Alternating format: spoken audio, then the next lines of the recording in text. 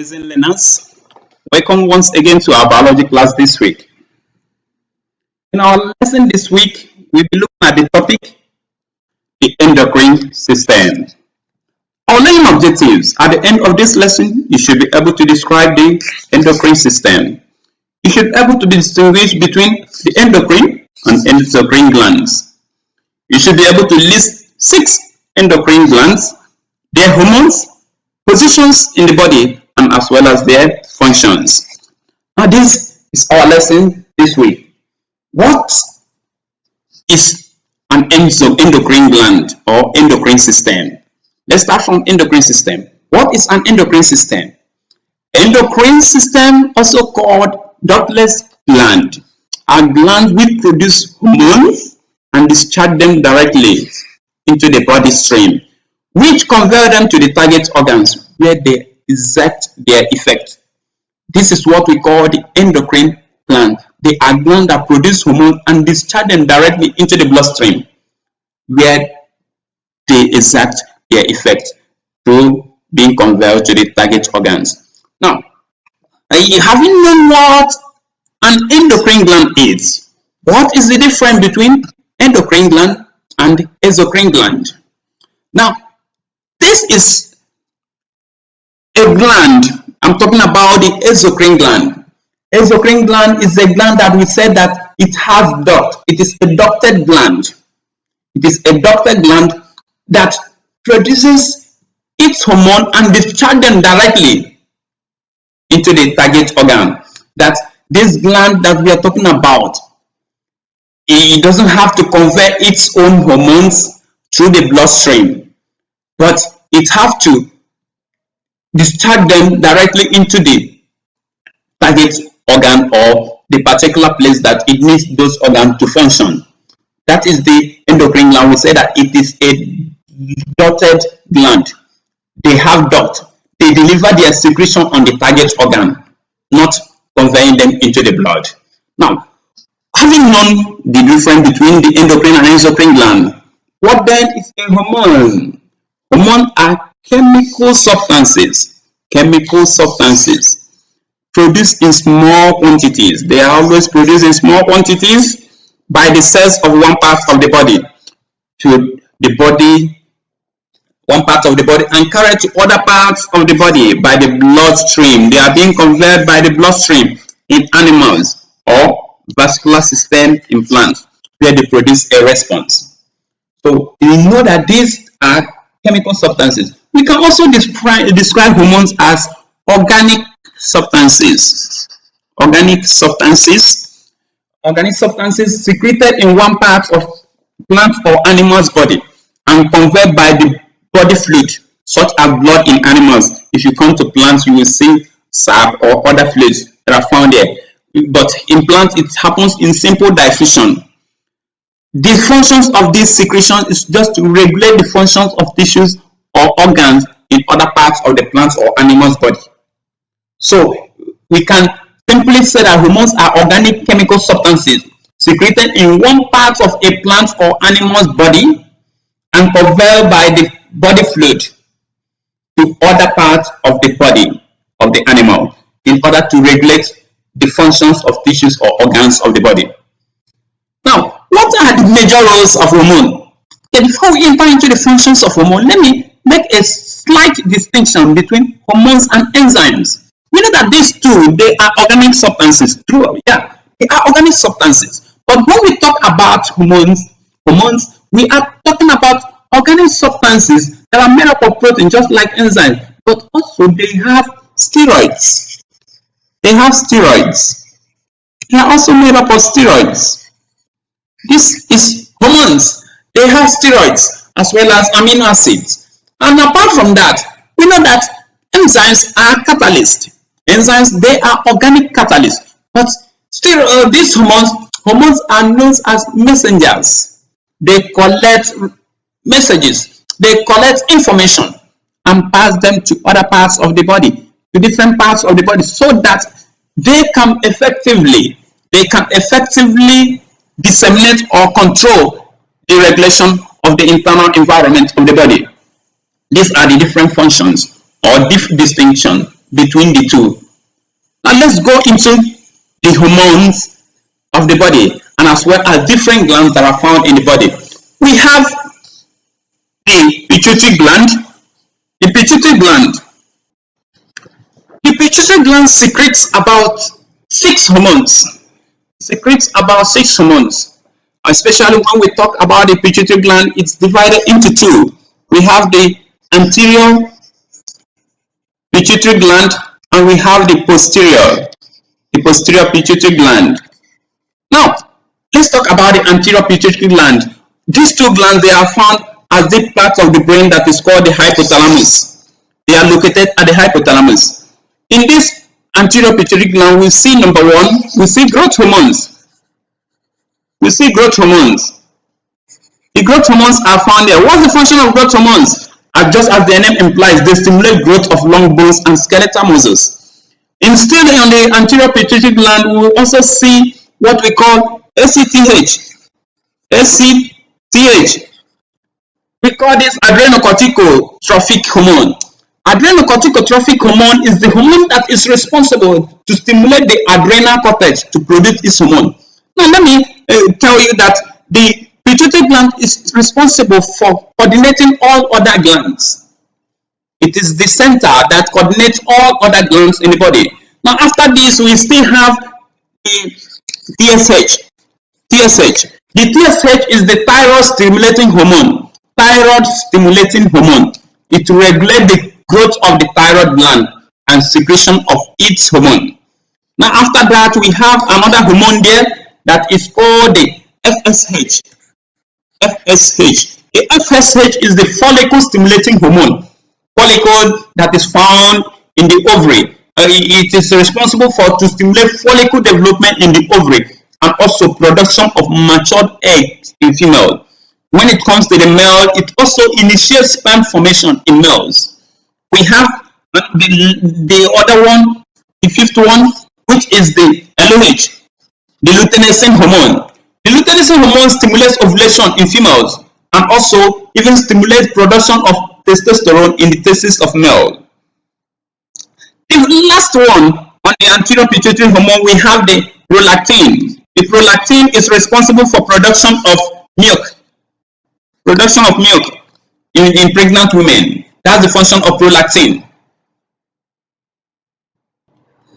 If we go into the posterior pituitary gland, we have two major hormones that have been secreted there. We have the ADH, which is what? Antidiuretic hormone. What's the function of antidiuretic hormone?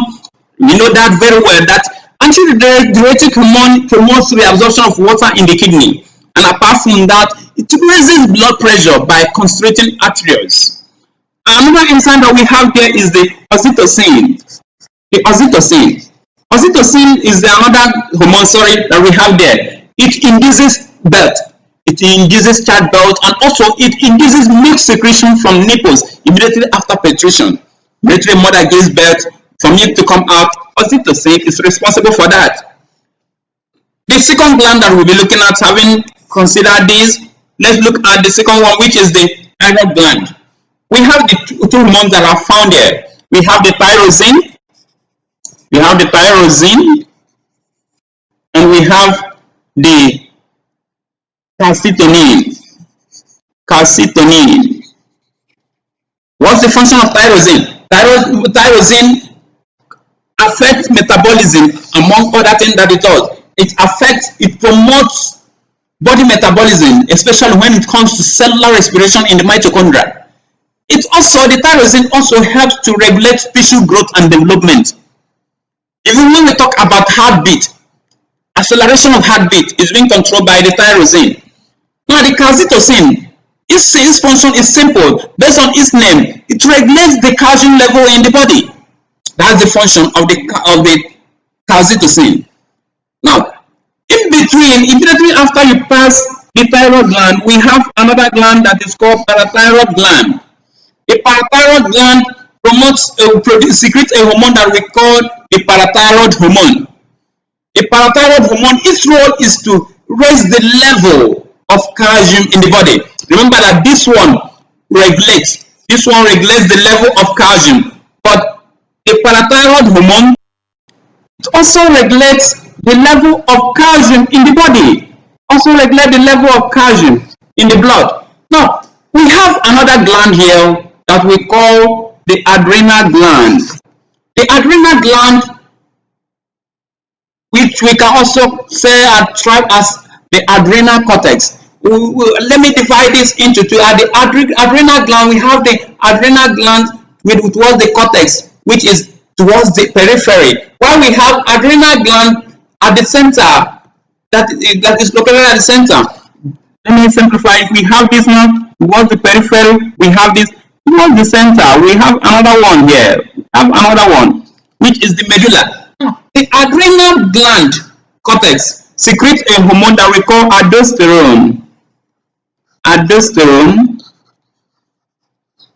While the adrenal medulla secretes a hormone that we call adrenaline.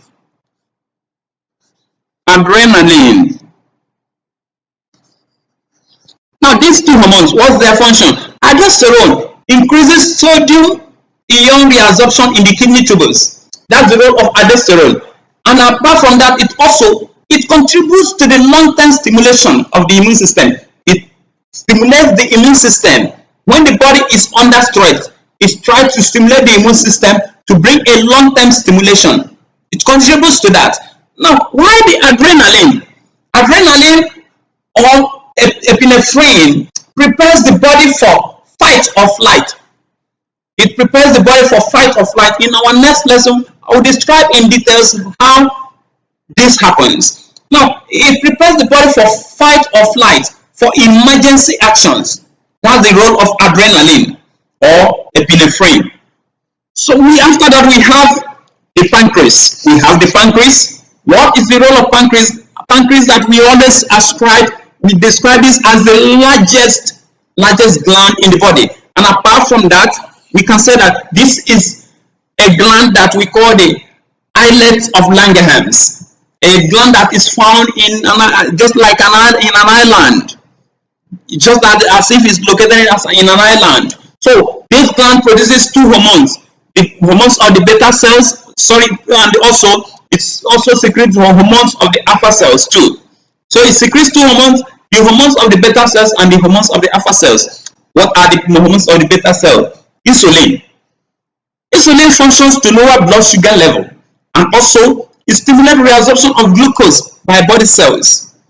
It also stimulates the conversion of glucose into glycogen so that the liver can store it for future use. While glucagon, which is the alpha cells, is responsible to raise blood glucose level. It stimulates the conversion of glycogen to glucose in the liver. So whenever there is too much need or quest for glucose in the body, if the cells of the body, if the muscle cells need glucose, the beta alpha cells, glucagon, will be in place to break down glycogen to release excess glucose into the body.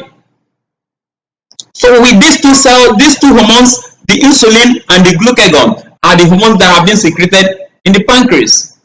We have the testes. Testis produces a hormone that we call the androgens, or we call it testosterone. Testosterone. This is a hormone that is responsible for what? It is responsible for controlling the development of the male organs and as well as their sexual organ characteristics. It influences your behaviors, your sexual behaviors, even when it comes to stimulation of sperm production. Immediately, the sperm are being produced in the seminiferous tubules. This is being stimulated by this testosterone. While we have another one, which is that is secreted in the ovary. This is the estrogen. Estrogen is the name of this hormone. This hormone, estrogen, we can also call it progesterone, while androgen, we can also call it testosterone. The estrogen is found in females. It controls the female sexual characters. It's the female sex organ and sexual characteristics. It controls them. It is responsible for controlling menstrual cycles and as well as pregnancy. So this hormone is responsible for female sexual character, why this one is responsible for male sexual characteristics as well as their different sexual behaviors. So we will look at the oversecretion and undersecretion of these hormones. All these hormones we have listed here, major hormones that we have listed here, we will look at them, the oversecretion and undersecretion, the implication of oversecretion of this hormone and the implication of undersecretion of this hormone. Maybe some of these sexual characters that you display in excessive manner, we will know if it's oversecretion of your sex hormones or the undersecretion of your sex hormone. As well as those that are so tall, what happens? Do we have oversecretion of growth hormones, or do we have undersecretion of growth hormones that will bring about dwarfism? Don't worry. In our next lesson, we'll do justice to that. Till then, I thank you so much. See you. Bye.